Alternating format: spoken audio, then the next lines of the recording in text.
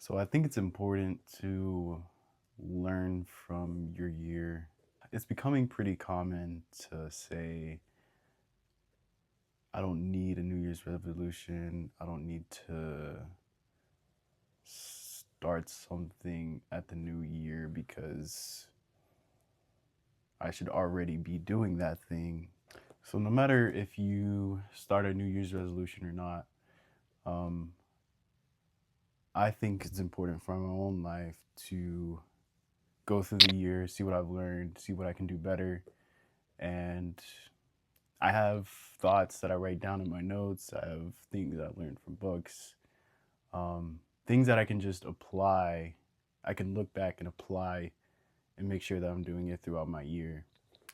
And I think it's a good time to go through my values, understand what's important, and it's not a starting over, it's more so reevaluating what I want my life to be and what I can do to make my life not easier, but more knowledgeable of what I need to do. One of the things I've learned is that waiting will prevent creativity for me. Um, I remember when I first started filming gym videos, I was doing it and it was clicking in my head because I know the things I would do wrong, and I kept doing it and I kept learning from it, and my creativity kept building.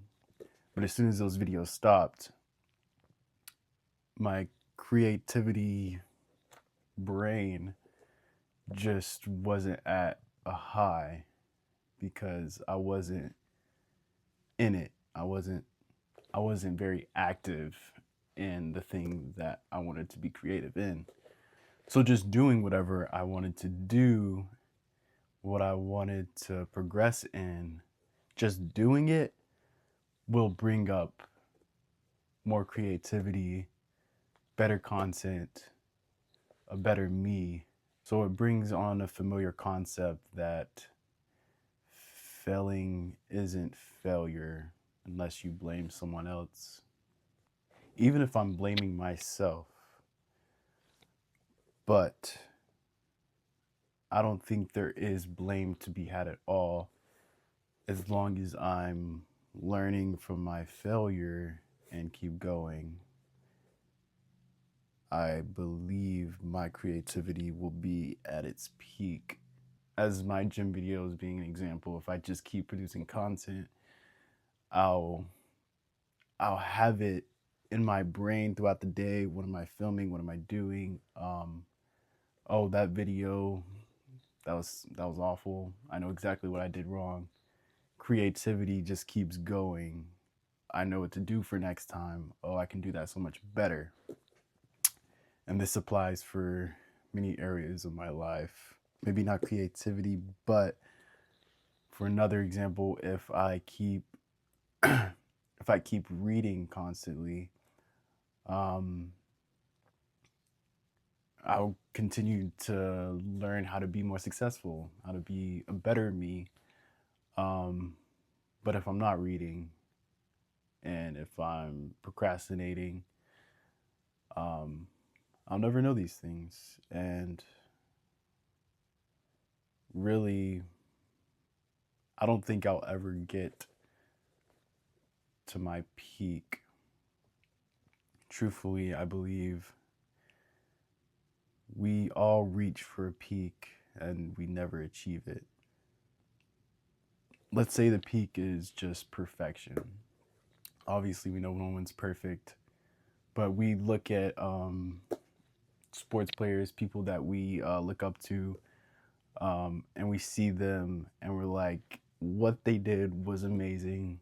That was perfection in its truest form. Um, yeah, they may have peaked in what they were doing, but I believe everyone could have done much better than they did. I don't think we'll ever reach our peak. But one thing I'm learning currently in the book I'm reading, believe it's called The Slight Edge, is that it's just compound interest. It's just one thing, one small thing after another. Things build up. Whatever I'm learning, physical health, spiritual health, financial health, um, small practices each and every day add up to something good. Obviously, I will probably never be perfect at that, um, especially in spiritual health. And I know 100% that I will never be perfect through everything I go through and that I will fail. So there are no straight lines. We're either increasing or we're decreasing. Um, there's no straight line at all. Even it might go down, it might go up, but who I am today will never be who I was yesterday. So I want to start applying this principle to my life. There's this challenge called the 365 hard challenge. It's sort of like the 75 hard challenge. It's basically the 75 hard challenge was doing like a 45-minute walk, exercise every day, going on a specific diet, reading every single day. I believe there may have been something else. But the 365, it's a little less, it's a little less strict. So what it is reading for at least 20 minutes a day, I believe, or at least that's the standard that I'm going to be holding myself to. And you gotta do some workout 15 minutes or more every single day. And you have to go not on a specific diet, but you just have to eat clean, basically. Just not eating junk food every single day, basically keeping yourself accountable for what you eat, and not eating dirty. And hydration as well. Drinking water is a part of the challenge, keeping hydrated. So basically, this is kind of what I was just talking about. It's basically a challenge where you're changing your lifestyle. 365 is a year, compared to 75 days, where a lot can change, but it's very strict. So right after that ends, it's all up to you. But I think the 365 hard challenge, it'll become more of a lifestyle in my life, making it less of a challenge and less of a 365. Hopefully it becomes the rest of my life. I don't really believe I necessarily need the challenge, but I believe putting a name to it, putting a principle to it, will help a lot. Saying exactly what I'm doing instead of just a bunch of words. 365 hard challenge is very simple. Something I'm adding to it is not just a workout, is 15 minutes, at least 15 minutes of cardio, every day, not just my regular workouts, because I do work out regularly, so I don't believe that's much of a challenge. So it's just going to be cardio, which I'm not doing on the regular. So yeah. One thing I wrote down for one of the books I'm reading is your philosophy creates your attitude, actions, and results, which creates your life. Your philosophy is beyond your feelings and attitudes. If there's a word I could use for 2026, it would be philosophy. I really want to be able to have my own philosophy that I truly believe in my heart. I don't want to make a philosophy right now, but I believe at some point throughout the year, I'll just be able to give the philosophy that I'm living by like in a short sentence. Um, like it said, your philosophy is beyond your feelings and attitude. So every day I wake up, I may be at a high one day, which is great. I don't really necessarily need a philosophy because I'm already feeling great.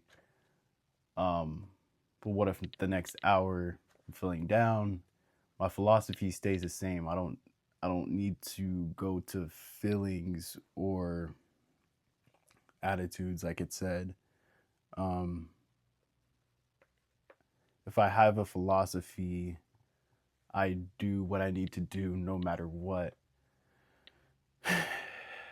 And your philosophy is in your brain. So whatever you're feeling, you literally just have to push it out the window, go back to your philosophy. I believe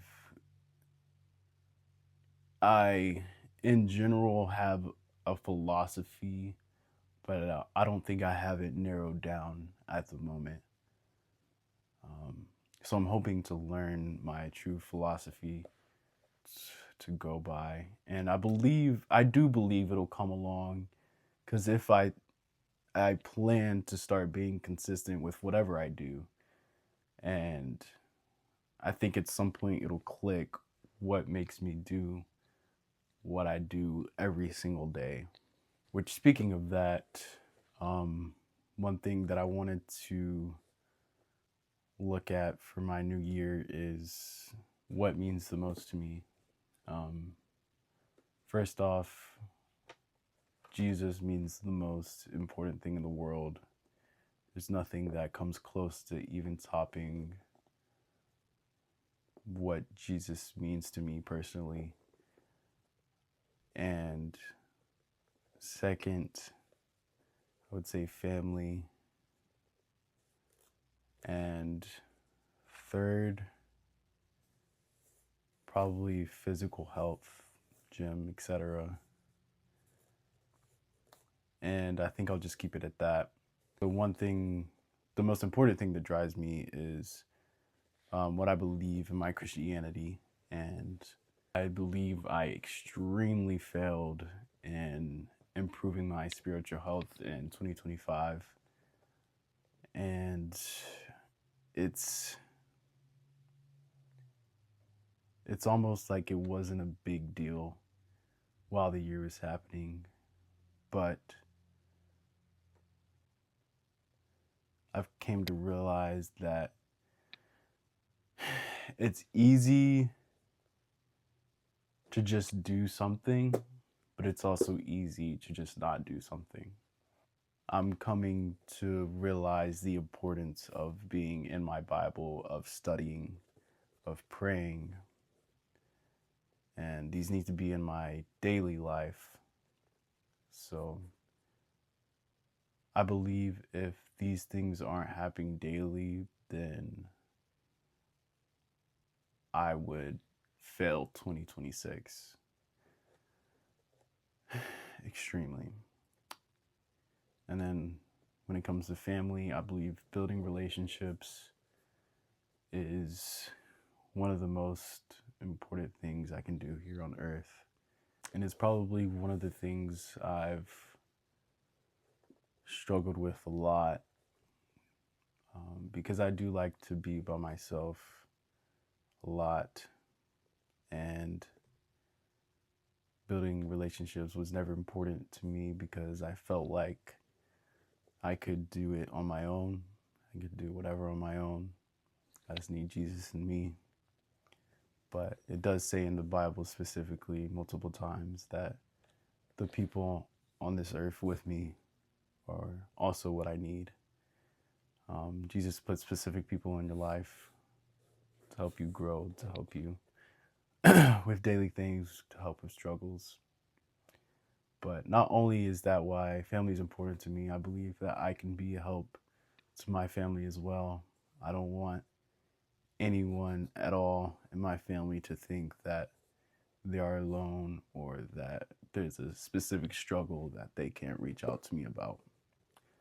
And I know that's definitely not where I'm at with all of my family. Um, So yeah, that's one thing that I want to significantly improve in 2026. And then when it comes to gym life, physical health, I can be a little bit obsessed with physical health. And sometimes it's pretty rare, but sometimes it can be a bad thing. But most of the time, I believe it is a good thing, being obsessed with it. But one thing that I wanted to improve in my physical health this year is getting in shape, basically. Not just doing workouts, but also involving cardio, whatever, etc. Hopefully, getting to some type of sport. I don't think that's mandatory, but I think being in a sport, doing, I don't know, pickleball, basketball, would help with the cardio part. So I'm holding myself to the standard of the 365 of doing at least 15 minutes of cardio every single day. Yeah, hopefully this becomes a routine of my life. Another thing I wrote down was success is the production of daily habits, not once in a lifetime transformation. I believe that's just the ideal of everything I just talked about. Very simple things that I can do every single day that adds up to a success that I want to be at. That's pretty much it.